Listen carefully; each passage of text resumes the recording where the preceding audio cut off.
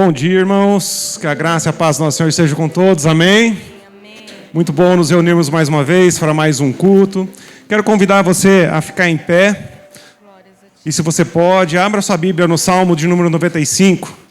Vamos começar esse culto lendo mais uma porção da palavra do Senhor. Salmo de número 95, nós leremos do versículo 1 ao versículo 7. Salmo 95. Diz assim a palavra do Senhor: venham, cantemos ao Senhor com alegria, aclamemos a rocha da nossa salvação. Vamos à presença dele com ações de graça, vamos aclamá-lo com cânticos de louvor. Pois o Senhor é o grande Deus, o grande Rei acima de todos os deuses. Nas suas mãos estão as profundezas da terra, os cumes dos montes lhe pertencem. Dele é o mar, pois ele o fez. As suas mãos formaram a terra seca. Venham, adoremos prostrados e ajoelhemos diante do Senhor, o nosso Criador, pois ele é o nosso Deus e nós, o povo do seu pastoreio. Amém. Que nós possamos nos alegrar nessa manhã na presença do nosso Deus Criador, aquele que nos pastoreia e nos conduz também na sua verdade, na sua palavra. Louvemos ao Senhor.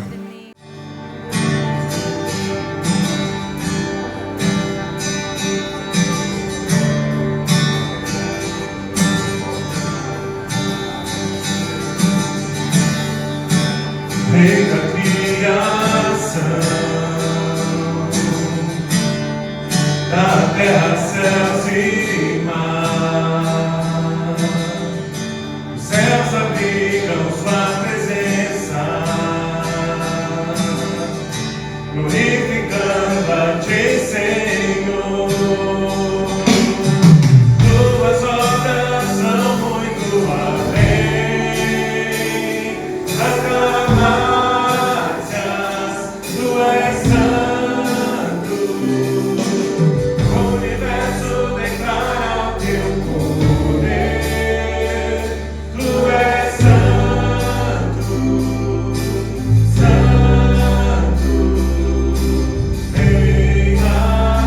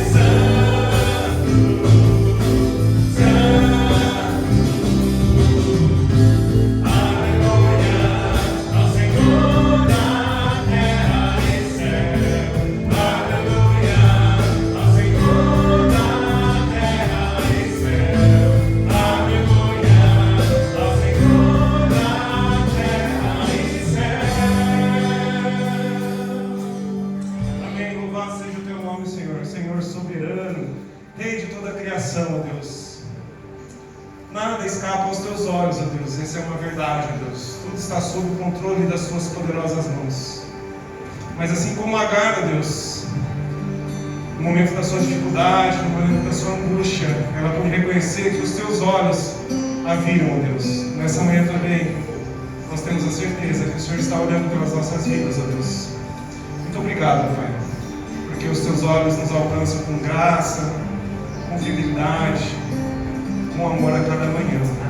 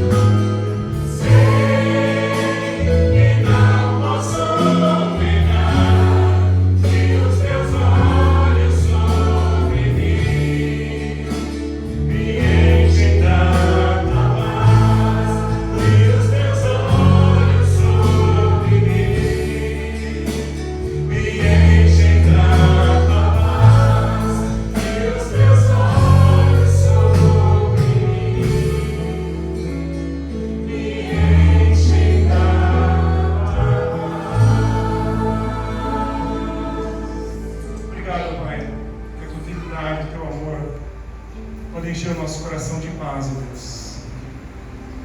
Que bom é poder reconhecer que só o Teu nome, ó Deus, é santo, é poderoso, é o nome sobre todos, ó Deus, é o nome maior, nome sobre domínio, sobre governo, sobre poderes, ó Deus. E nessa manhã nós queremos adorar o Senhor pela Tua santidade, pela Tua fidelidade, ó Deus. Recebe a nossa adoração.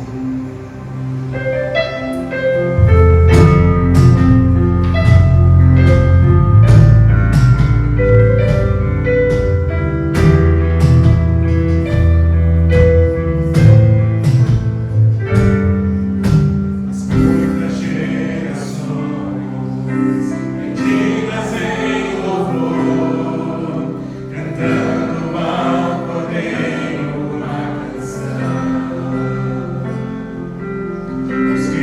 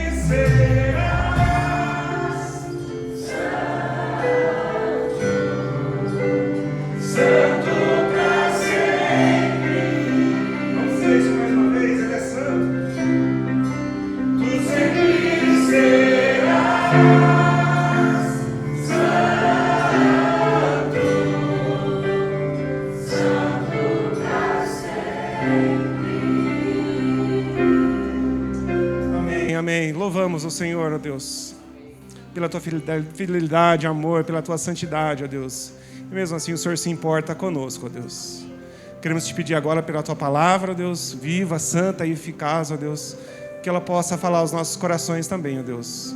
Esteja com o nosso coração nesse momento, quebrando todo impedimento que possamos ter agora de receber aquilo que teu Espírito tem preparado para os nossos corações nessa manhã, ó Deus. É assim que nós oramos agradecidos, no nome de Jesus, nosso Salvador. Amém.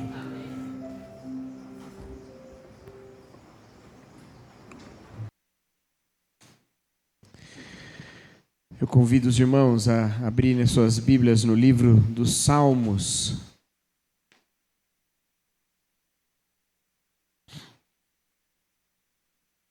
E abrir a sua Bíblia no Salmo de número 25. Salmo 25.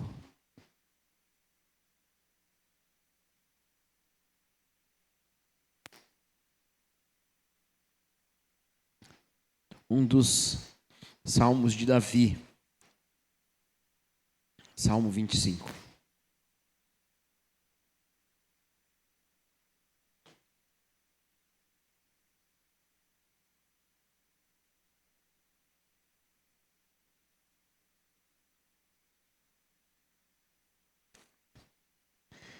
Diz assim a palavra de Deus: A ti, Senhor, elevo a minha alma. Em ti confio, ó meu Deus, não deixes que eu seja humilhado, nem que os meus inimigos triunfem sobre mim. Nenhum dos que esperam em ti será humilhado, mas humilhados serão aqueles que sem motivo agem traiçoeiramente.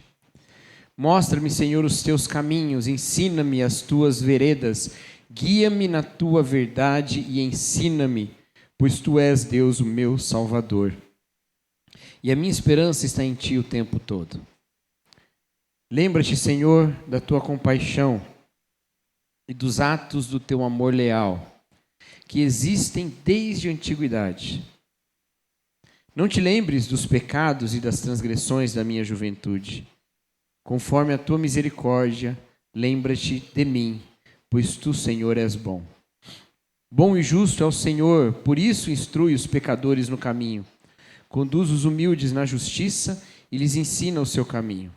Todos os caminhos do Senhor são amor leal e fidelidade, para com os que cumprem os testemunhos da sua aliança. Por amor do seu nome, Senhor, perdoa o meu pecado que é tão grande. Quem são esses que temem ao Senhor? Ele os instruirá no caminho que devem seguir. Viverão em prosperidade e os seus descendentes herdarão a terra. O Senhor confia os seus segredos aos que o temem e os leva a conhecer a sua aliança. Os meus olhos estão sempre voltados para o Senhor, pois Ele tira os meus pés da armadilha. Volta-te para mim e tem misericórdia de mim, pois estou só e aflito. As angústias do meu coração aumentaram. Liberta-me da minha aflição. Olha para a minha tribulação e para o meu sofrimento e perdoa todos os meus pecados. Vê como aumentaram os meus inimigos e com que fúria me odeiam. Guarda minha vida e livra-me. Não me deixes ser humilhado, pois eu me refugio em ti. Que a integridade e a retidão me protejam, porque a minha esperança está em ti. Ó Deus, redime Israel de todas as suas aflições. Um dos meus livros preferidos da vida é o livro intitulado Ensaio sobre a Cegueira, de José Saramago. Esse livro conta uma história ficcional, de uma epidemia de cegueira que toma conta de um país. Um país também fictício. Todas as pessoas começam a ficar cegas, pouco a pouco, uma de cada vez. Há um primeiro homem, que é assim chamado, inclusive, o seu nome no livro é O Primeiro Cego, e outros vão se contagiando com essa cegueira. Uma cegueira que tem uma característica interessante, porque ela não é uma escuridão completa. Pelo contrário, ela é uma brancura, como se tivesse todo mundo vivendo dentro de um mar de leite. Vê tudo branco. E no livro todas as pessoas ficam cegas, exceto uma personagem. E o livro vai se desenrolando sobre como a sociedade se transforma a partir da cegueira dessa sociedade, ou quando ninguém está te vendo. Uma questão um pouco sobre os nossos valores. Mas existe um momento desse livro, mais para o fim dele, em que um personagem fala uma frase muito interessante. Ele diz: dentro de nós há algo que não tem nome, e isso é o que nós somos. Dentro de nós há algo que não tem nome, e isso é o que nós somos. É uma frase que fala um pouco sobre a nossa incapacidade de definir a nós mesmos. Ou, se quisermos ser mais diretos e mais simples, a nossa incapacidade de responder a pergunta simples: quem é você? Quem é você? Uma dificuldade que nós temos em estabelecer a nossa própria identidade a partir de nós mesmos. E é interessante que essa frase esteja num livro que fala de um momento em que ninguém está enxergando o outro. Talvez ressaltando o fato de que uma boa parte do que nós somos ou pensamos que somos, só entendemos dessa maneira porque temos uma forma de olhar para nós através do olhar do outro. Fica muito mais difícil definir quem eu sou quando eu não sou visto. A verdade é que, de fato, nenhum de nós pode dizer simplesmente a partir de si mesmo quem é, sem considerar que há coisas de nós que nós não vemos, mas o outro vê. E que nós mesmos não temos uma ideia completa de quem nós somos, mas que o olhar do outro é importante para que eu seja quem eu sou, para que eu saiba, ou para que, pelo menos, alguém saiba quem eu sou. Em outras palavras, nós somos também através dos outros. Nós somos através do olhar dos outros. Isso é um pouco óbvio. Eu falei de um jeito mais complicado do que precisava. Mas eu estou voltando de férias, então quero mostrar serviço. Afinal de contas, é através dos olhos de vocês que eu sou brincadeira.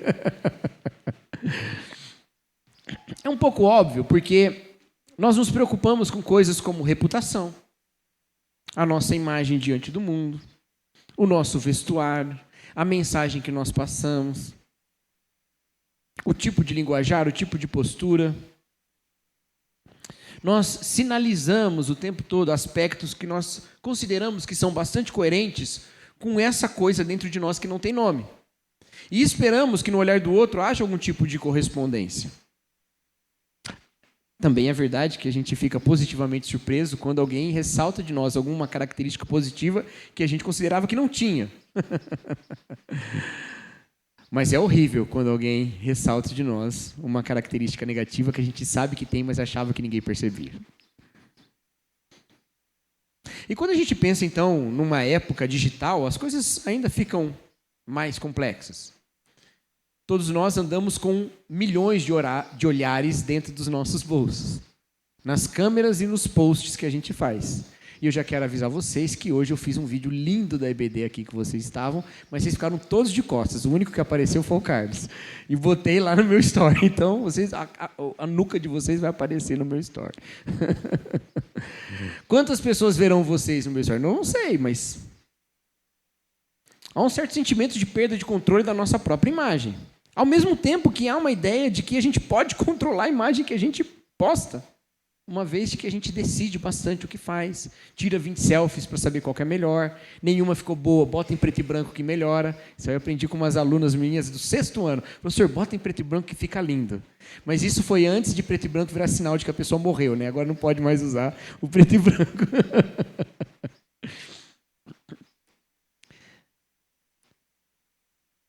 E aí essas coisas começam a nos deixar muito angustiados, porque Uma vez que eu sou através dos olhos dos outros, uma parte de mim não é nem conhecida por mim, o outro conhece, fica tudo muito complexo. Eu tenho uma crise de identidade por causa disso.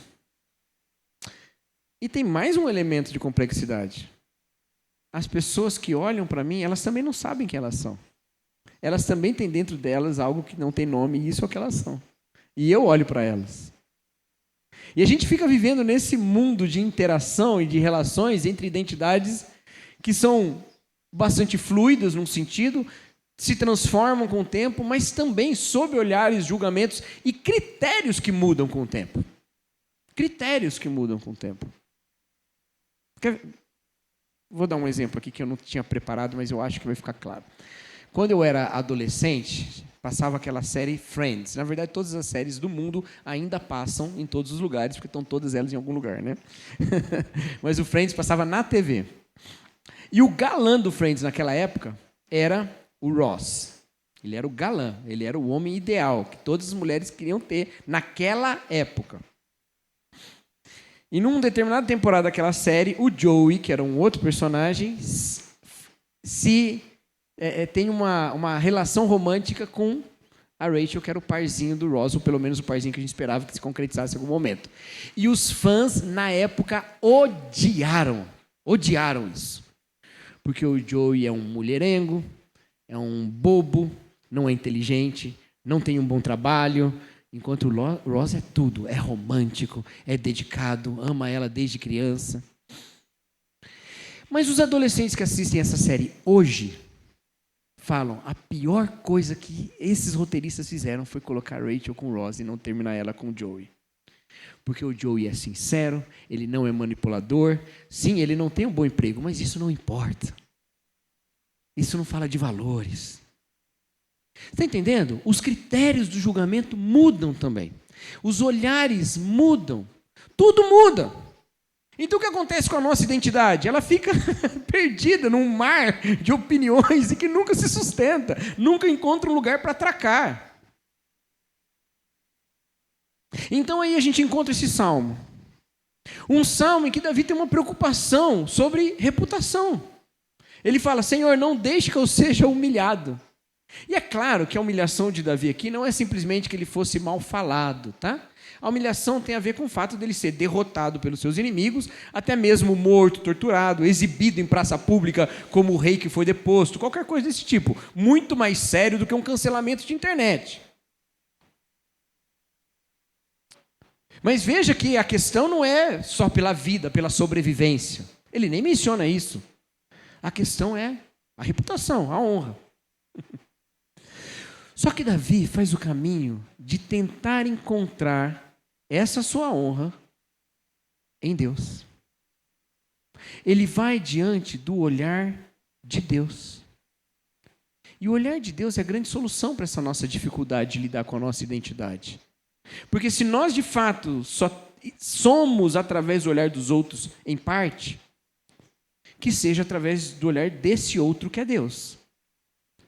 E por que seja através desse olhar de Deus? Porque Deus não é fluido como as opiniões. A palavra e a sua justiça duram para sempre. Os seus desígnios não têm fim. Os seus critérios são muito claros. A sua justiça é boa. E tentar corresponder a esse olhar de Deus é tentar e buscar as formas mais elevadas de vida humana, correspondendo aos padrões que são padrões de justiça eterna e não de justiça variável desse mundo. Davi vai diante de Deus e fala, não deixes que eu seja humilhado. E aí, ele vai falar um pouco sobre identidade com Deus.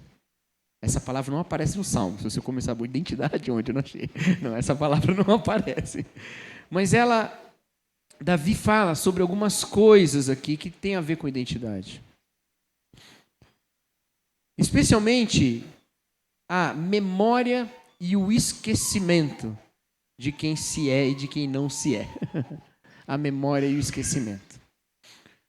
No versículo 6, ele vai diante de Deus e fala, lembra-te, memória, lembra-te, Senhor, da tua compaixão e dos atos do teu amor leal que existem desde a antiguidade. Ele vai diante de Deus e fala: Deus, lembra quem tu é, hein? E se tem alguém que pode lembrar quem é, de fato é Deus. Porque Deus é o único que pode dizer eu sou. Tudo bem, gente, a gente fala eu sou, né? Eu sou corintiano, eu sou uma formiguinha, adoro um doce, eu sou workaholic. A gente usa um monte de palavras e de definições sobre nós. Mas a gente sabe também que nenhuma delas carrega o peso da nossa identidade e nem mesmo o nosso nome. Eu sou Carlos, não carrega o peso do meu nome, né? Se você não sabia que o meu nome é Carlos, está sabendo agora. Mas Deus fala eu sou com uma expressão do seu próprio ser na revelação da sua própria palavra. Quando ele dá a conhecer o seu nome para Moisés, ele dá a conhecer dele mesmo. Ao ponto de que o nome de Deus é confundido com Deus mesmo em vários lugares da Bíblia. Aquele que clama pelo seu nome, ou Pedro falando ali depois do Pentecostes, foi pelo poder do nome que isso aconteceu. O poder do nome ou o poder de Deus? Deus é o seu nome. Há uma relação total de coincidência entre Deus e o seu nome. E quando Deus fala eu sou, ele está falando absolutamente, perfeitamente que ele é. Enquanto toda vez que eu falo eu sou qualquer coisa, eu só sei parte de mim mesmo. Então faz sentido você ir diante de Deus sabendo que ele é, o que ele foi, o que ele é e o que ele será. Que ele tem essa coerência, que ele não é variável. E que o seu olhar é esse olhar constante. E aí eu vou diante dele, ou melhor, Davi vai diante dele e fala: lembra-te de quem tu és. Não como se Deus pudesse esquecer. Mas é uma afirmação de Davi mesmo de que eu confio em quem o Senhor é. E é claro que Davi não sabe tudo sobre Deus. E nenhum de nós sabe tudo sobre Deus. Nós só sabemos sobre Deus aquilo que ele quis revelar. E é uma infinidade de coisas sobre Deus que ele não revelou. Então Davi vai diante de Deus e fala: Senhor, de tudo que eu sei do Senhor, eu sei também que o Senhor é misericordioso e que o Senhor tem um amor leal. Não se esqueça disso. Claro que Deus não vai esquecer de quem ele é. Mas Davi está lembrando de quem Deus é. Com fé na própria revelação de Deus. Esse caráter de Deus, de misericórdia, de amor leal, é algo no qual nós podemos confiar. Meus irmãos, Davi não vai diante de Deus sabendo só que ele é um Deus santo, justo, que não tolera o mal, mas ele sabe que Deus é misericordioso e bondoso. E isso está no próprio ser de Deus. Caminhe um pouquinho mais nesse salmo e você vai ver que coisa maravilhosa. No versículo 11 ele fala: por amor do teu nome, Senhor, perdoa o meu pecado que é tão grande. Gente, que versículo rico que é esse. O que significa Davi falar por amor do teu nome? É Davi dizendo: Senhor, pela tua própria reputação, pela própria mensagem que você passa com o seu próprio nome, perdoa os meus pecados. Não é o único lugar que Davi usa essa expressão. Lá no Salmo 23, você lembra que ele fala: guia-me pela vereda da justiça, por amor do teu nome. A ideia lá é: se o Senhor me guia na vereda da justiça, eu que sou do povo dele, que carrego o nome dele, lembra lá aquela história de Salomão lá em Crônicas? O meu povo que se chama pelo meu nome. Há essa ideia de que o nome de Deus está no povo. O mandamento de não tomar o nome de Deus em vão, que é não carregue o nome de Deus em vão. Não blasfeme o nome de Deus nem com as suas palavras, nem com os seus atos. Então Davi no Salmo 23 fala: Senhor, me guia no caminho da justiça, porque eu andando em retidão, o seu nome é exaltado. O seu nome é exaltado. Mas aqui, ele não está falando: Senhor, me guia para o seu nome ser exaltado. Ainda que antes ele falou para guiar, no versículo 4, versículo 5. Mas aqui ele diz: perdoa-me para que o seu nome seja exaltado. Porque o Senhor não é honrado apenas porque a sua justiça é elevada. Ele é honrado porque Ele é misericordioso. Ele é honrado porque Ele é perdoador. E isso é um contrassenso para a nossa cultura, em que nós somos honrados quanto mais nós condenamos pessoas desonradas. Quanto mais nós olhamos para pessoas que erram, apontamos o dedo e falamos: que tipo de gente é essa? Eu não sou desse tipo. E criamos ao nosso redor um séquito de julgadores que falam: você é dos nossos, você é bom porque você não faz coisas que aquele lá faz. Nós achamos que a honra está em condenar o outro, enquanto Deus vê a sua honra em perdoar, em ser misericordioso. A sua justiça é revelada na justificação que Ele promove na vida de pecadores. Que Deus maravilhoso é esse?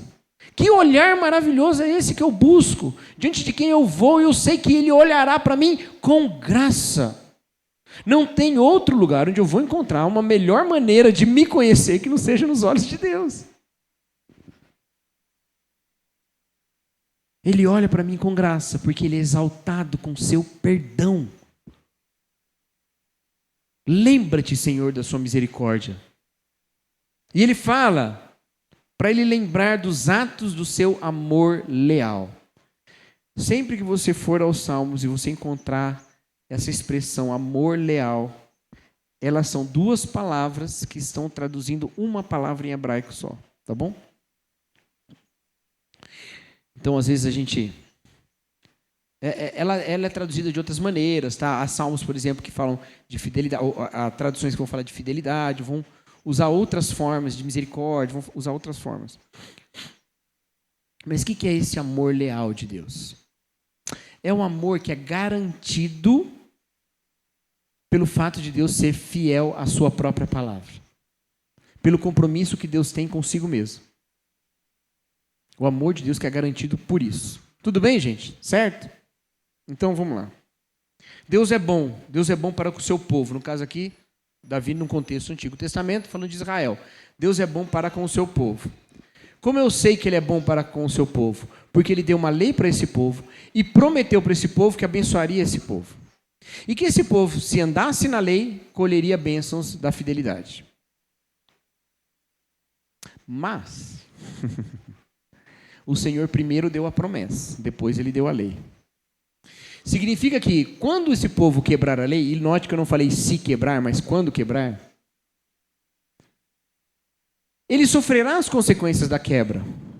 Mas essas consequências não serão eternas, porque o povo pode não ser leal e fiel o tempo todo, mas Deus permanece fiel. É a garantia de que do lado de Deus, a sua fidelidade é cumprida. Esse é o amor leal de Deus. É quase como se Deus falasse: eu não tenho escolha se não amar vocês. E é claro que Deus é livre, Ele poderia não amar. Uma das definições de Deus, não existe maneira de definir Deus, tá, gente? Deixa eu já deixar claro aqui. Mas das tentativas de definição de Deus, uma que eu acho linda é a de Calbart, que ele dizia que Deus é aquele que ama em liberdade. Né? Então, claro que Deus é livre para amar. Mas Ele já tomou essa decisão de amar lá atrás. Ele não vai revogar porque Ele é coerente com Ele mesmo. Ele é o mesmo que é, que era e que será para sempre. Essa decisão Ele já tomou a decisão de amar. Então esse amor de Deus é leal, Ele não vai voltar atrás. O que significa então cumprir os mandamentos no pensamento aqui de Israel? Era participar desse relacionamento, participar desse amor. Essa confiança de que Deus é um Deus de amor e misericórdia, que olha para nós exaltado quando Ele nos perdoa, quando Ele nos guia, quando Ele nos acolhe, quando Ele cuida de nós. Lembra-te, Senhor, de que o Senhor é assim. E aí eu digo para vocês, lembrem que o Senhor é assim. Lembrem. Mais importante do que a sua reputação é como você se apresenta diante de Deus. Não porque você possa escolher o que Deus vai ver ou não ver de você. Não adianta. Você não tem o poder de escolher isso. Mas você tem o poder de abrir mão da sua hipocrisia diante de Deus e ir para Ele com liberalidade, com clareza, com honestidade, porque Ele tem um olhar de graça. Porque Ele tem um olhar de graça. Deus se achega a nós com revelação e nós nos achegamos a Ele com confissão. A gente não precisa revelar a Deus nada, porque Ele já sabe tudo. Mas a gente vai diante dEle confessar. E a confissão que nós fazemos diante de Deus não é porque, se não for assim, Deus não sabe o que está perdoando. Mas é porque com essa confissão eu tomo consciência de quem eu sou e, sabendo quem Deus é pela sua santidade, a glória dEle na misericórdia e no perdão são elevados. Se eu falo, Deus é bom para mim, mas eu também sou dos melhores, não foi muito difícil para Deus ser bom para mim, já que eu sou dos melhores. Mas se eu vou diante de Deus com confissão, Senhor, eu pequei, eu errei, como Davi fala no versículo 11, perdoa o meu pecado que é tão grande. Eu pequei muito, Senhor. E o Senhor é tão santo. E Deus ainda nos acolhe. O que está elevado? Qual é a história que está sendo contada? A história da misericórdia, a história do perdão de Deus. E Deus é honrado no seu perdão. Isso nos leva à segunda fala de Davi sobre memória e esquecimento. Versículo 7. Não te lembres. Se no 6 ele fala lembra, no 7 ele fala não te lembres. Esquece, Senhor, esquece. Esquece dos pecados e das transgressões da minha juventude, conforme a tua misericórdia. Não te lembres dos pecados e transgressões da minha juventude. Como é que a gente pode chegar para Deus, o ofendido, e falar, esquece isso? Em geral, é o contrário. Alguém vem para você e fala, me perdoa, rapaz, eu tinha combinado com você, mas falei naquilo. Você fala, esquece isso, rapaz, está tudo bem. O ofendido, o magoado, aquele que sofreu o dano, é que tem o poder de falar para o outro, esquece isso. Mas nesse caso é Davi indo diante de Deus e falando, esquece. Esquece isso. Esquece o que eu fiz, esquece o que eu te fiz, esquece os meus pecados. Que ousadia é essa de Davi? Que ousadia é essa? Mas é a ousadia sustentada pelo tamanho da graça de Deus. Se Deus é gracioso e misericordioso, Ele é fiel e Ele é longânimo. Ele é tardio em irar-se, mas Ele é rápido em perdoar. Ele lança os nossos pecados no fundo do mar, Ele se esquece dos nossos pecados. E obviamente, meus irmãos, isso não significa que Deus é capaz de simplesmente apagar alguma coisa da sua memória eterna. Mas é que essas coisas não são consideradas, elas não estão mais com peso na realidade. Elas não fazem parte daquilo que é eterno. Essa ousadia que Davi tem de ir diante de Deus e falar, não te lembres dos meus pecados e das minhas transgressões. É como que ele diz, não considere, Senhor, estes pecados como uma realidade eterna. Porque eu não quero considerar a minha separação com o Senhor como uma realidade eterna. Senhor, eu errei. E Davi fala que ele pecou. E ele fala em vários momentos da vida dele. Se você quiser ver a música mais incrível de contrição que existe, é o Salmo 51. Onde ele faz afirmações duríssimas sobre si mesmo. Eu fui concebido em pecado gerou minha mãe, me gerou minha mãe. É terrível assim o que ele fala sobre si mesmo. Mas ele fala que Deus é perdoador. Purifica-me e ficarei limpo. Davi é muito claro em confessar os seus pecados. Ele não quer que Deus esqueça porque não conta. Ele fala, Senhor, por favor, não carregue esse pecado com peso eterno, porque eu já estou absolutamente arrependido de ter errado. E eu quero dedicar eternamente a minha vida ao Senhor, e eu não quero dedicar minha vida eternamente ao pecado. Esquece o pecado, esquece isso. Mas a gente entende melhor esse trecho do versículo 7, se a gente lê o versículo 7 todo, em que ele diz, não te lembres dos pecados e das transgressões da minha juventude, mas conforme a tua misericórdia, lembra-te de mim, pois tu, Senhor, és bom. Não te lembres do meu pecado, lembra-te de mim. Quantas vezes na nossa vida culpada, nós nos confundimos com os nossos pecados? Quantas vezes, meus irmãos? Você já chegou ao ponto de entregar os pontos, quase, eu sei que você não entregou porque você está aqui, né? Mas quase entregar os pontos para o pecado. Você caiu tantas vezes no mesmo erro que chega uma hora e você fala, quer saber, eu acho que eu sou assim mesmo. Eu vou ver a vida assim. Isso é terrível. Mas, com certeza você não chegou nesse ponto, mas você talvez tenha chegado em outro. Aquele ponto em que você está o tempo todo lembrando-se de um pecado que Deus já esqueceu. Ao ponto de acreditar que diante de Deus a sua identidade está misturada com esse pecado. E que Deus olha para você e vê esse pecado. Davi faz essa distinção claramente. Não lembra dos meus pecados, lembra de mim. E com isso ele está dizendo, Senhor, eu não sou os meus pecados. E com isso eu estou dizendo para você, você não é os seus pecados. Os seus pecados são uma corrupção de quem você verdadeiramente é em Deus. Quem você verdadeiramente é em Cristo. E se nós quisermos ser ainda mais teológicos e puxar ainda mais a palavra de Deus num sentido mais amplo, e lá para o Novo Testamento, nós somos ensinados que nós vamos nos refazendo e nos revestindo à imagem de um novo homem. E esse novo homem é Cristo mesmo. Esse novo homem que é Cristo, é esse o homem que Deus vê em nós.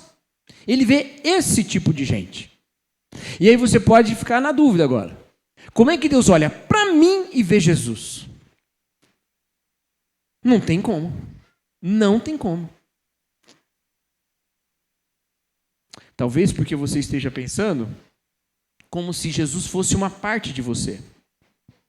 Eu sei que em mim está Jesus Cristo. Eu sei que há algo em mim que reflete a glória inicial de Deus sem pecado. Eu sei que tem algo em mim que ainda aponta para Jesus. Mas eu quero dizer o contrário, meu irmão, para você. Não é Jesus que está em você, é você que está em Jesus. Não é Jesus que é uma parte de você, é você que é uma parte do corpo de Cristo. Você é uma peça de quebra-cabeça que quando Deus olha, Ele vê a figura inteira, que é Jesus.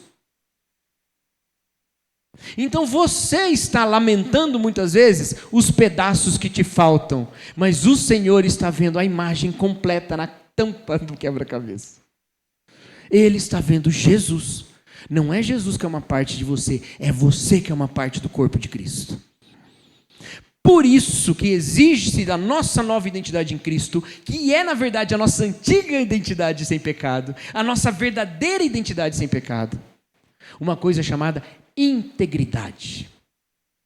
Integridade. O que é integridade, meus irmãos? Inteiro. É ser inteiro. Inteiro.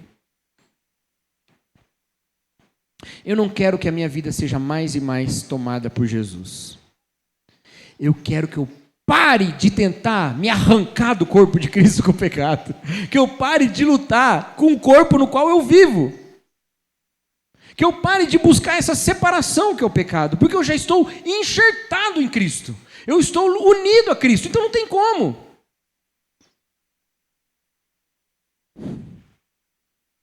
Sabe aquela brincadeira de...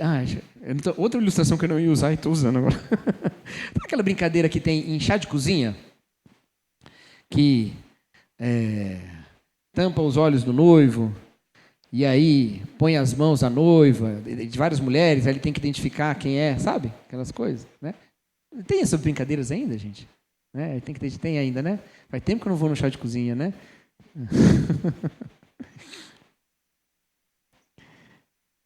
E aí, muitas vezes, o noivo consegue identificar, né? Consegue identificar. Olhou um pedaço, ou nem olhou, segurou um pedaço, sentiu um pedaço do corpo, e sabe quem é a pessoa. Deus olha para a gente e vê Cristo. Vocês estão entendendo os limites dessa minha fala, né, gente? Eu não estou falando que a gente é Jesus, né?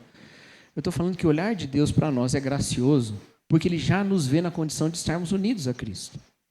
Ele já nos vê como essa parte, porque faz parte do seu amor leal e dessa aliança que nós vivemos em Jesus. Então o pecado é uma rebeldia de uma parte do corpo de Cristo contra a sua identidade de ser parte do corpo de Cristo. É como Paulo fala, a mão dizer, eu não sou o pé, então não sou do corpo.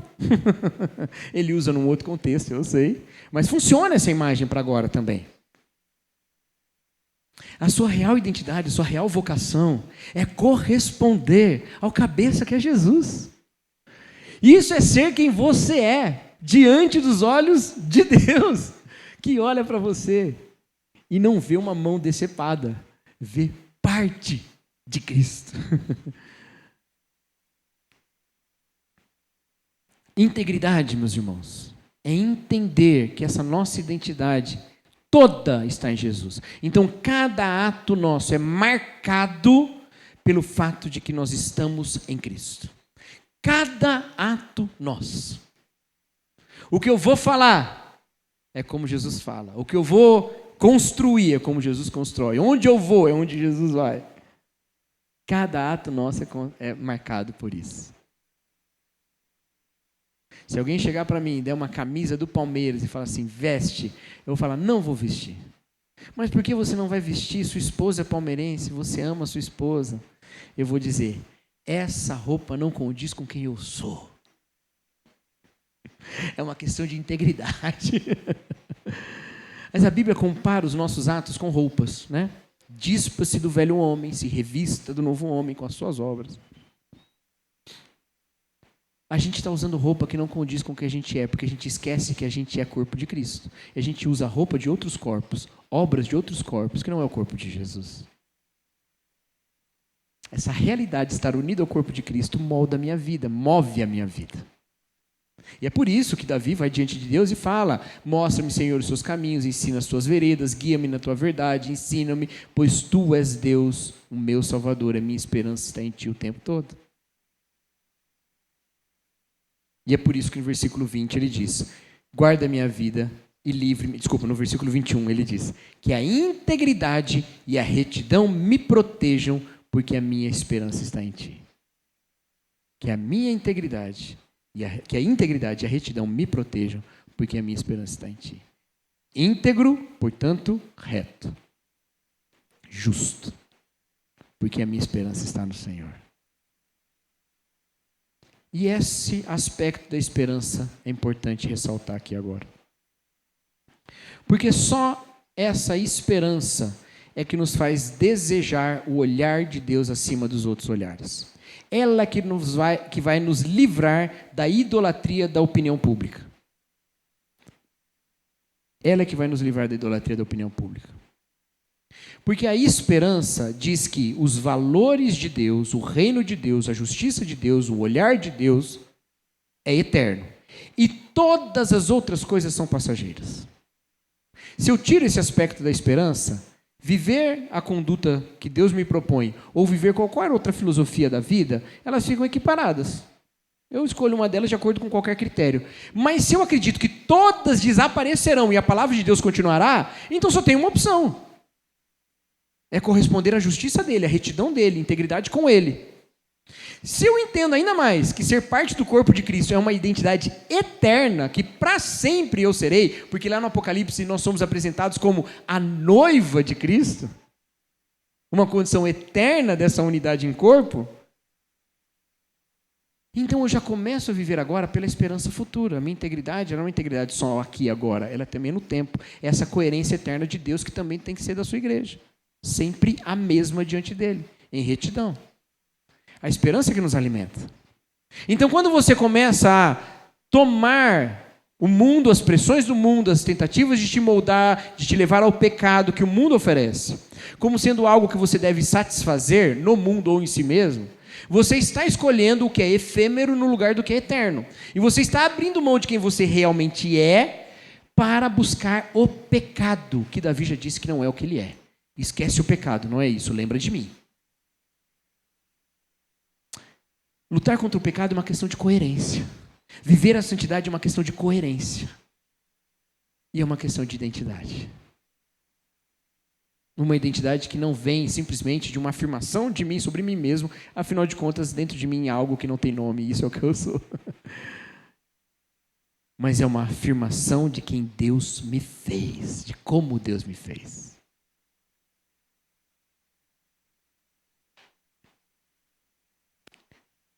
Vivamos diante do olhar do Senhor, meus irmãos. Há uma frase que, se eu não me engano, cada vez que eu cito essa frase aqui, eu cito um autor diferente. Mas é porque eu ouvi de uma pessoa, depois eu sei que ele ouviu de outro. Eu estou investigando, uma hora eu chego no quem inventou. Mas até onde eu sei, quem inventou foi o Ziel Machado. A não ser que eu encontre o Ziel, ele fala, não fui eu, aí eu vou ter que ir atrás. Mas quem me falou essa frase pela primeira vez foi o Fábio Carrenho, pastor lá da PIB de Campinas. Ele disse que, chegando no ministério, ele fez essa oração a Deus e depois ele compartilhou que, na verdade, essa oração ele tinha aprendido com o Ziel. Ele dizia, Senhor, cuida da minha reputação que eu cuido da minha integridade. É quase o que Davi está falando aqui. Não deixe que eu seja humilhado, mas eu vou buscar ser íntegro, eu vou buscar ser fiel. E é claro, meus irmãos, que o compromisso cuida-me da minha integridade não é uma maneira de... deixa que eu cuido da minha integridade, não é uma maneira de dizer, Senhor, deixa que eu dou conta de ser íntegro. Não é isso. Não é isso. Mas é um compromisso de Deus, com Deus de que eu buscarei, Senhor, mais e mais, repetidas vezes, e sempre, e a cada vez, essa minha vocação original, que é ser como Jesus. Que existe antes do pecado, que existe antes da corrupção, e que é de fato quem eu sou. Eu buscarei, Senhor. Eu só alcançarei se o Senhor me levar até lá. Mas eu vou me dedicar. E o Senhor cuida de mim. Amém, meus irmãos? Eu não combinei, mas nós cantamos hoje uma música que tem tudo a ver com isso. E nós vamos cantar de novo. Sabe qual é ou não? Ah, sabe? Nós cantamos uma música que fala de um Deus que olha pra gente. Não é? E essa música, eu já disse para os irmãos que eu amo ela, mas eu vou dizer de novo, porque tem gente aqui que talvez não tenha ouvido eu falar sobre isso. Essa música que fala que os teus olhos revelam que eu não posso esconder nada. Que desespero. Que desespero pensar que pode Deus olhar o tempo todo para mim e eu não consigo esconder nada. Que desespero. Só que o autor dessa música termina a música dizendo, eu não posso negar que os teus olhos sobre mim me enchem da tua paz. E eu aprendi a olhar, a ouvir cantar essa música pensando nessa imagem. Não é a imagem de uma criança com medo do olhar dos pais porque fez alguma coisa errada, né? Escondendo alguma coisa, né? Já teve que esconder alguma coisa do seu pai, Arthur, que ficou com medo do olhar? Não é esse olhar. É o olhar de uma criança que num palco para fazer uma apresentação na escola fica procurando se o pai e a mãe estão vendo. E quando vem o pai na plateia, abrem um sorriso. É um olhar de paz. O pai e a mãe não estão ali para olhar para eles e dizer assim, vamos ver se você vai acertar todas as notas. Ele está ali com o olhar confirmando, esse é meu filho. É um olhar atento e absolutamente atento de quem ama, de quem quer saborear aquele momento. Deus olha para a gente assim, meus queridos. E é claro que Ele nos corrige. É claro que Ele nos retifica os caminhos. E é claro que Ele nos ajuda a melhorar. Como o pai também ajudará o filho depois a melhorar na sua performance. Mas Ele olha para nós com o amor de um pai que sabe, esse é meu filho. Amém, meus queridos? Vamos ficar em pé, vamos cantar essa canção?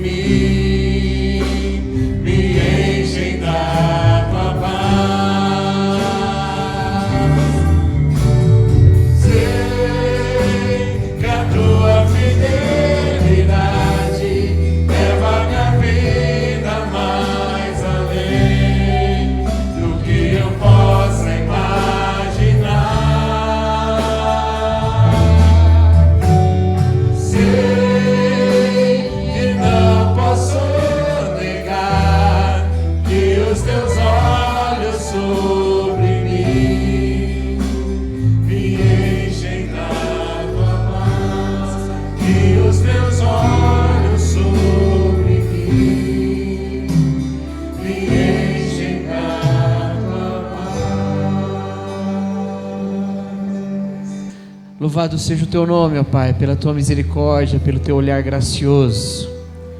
Nós chegamos ao Senhor, ó Pai, quebrantados e conscientes do nosso pecado. O Senhor chegou a nós com revelação e nós chegamos a Ti com confissão. O Senhor sabe de todas as coisas, mas diante do Senhor queremos reconhecer quem nós somos.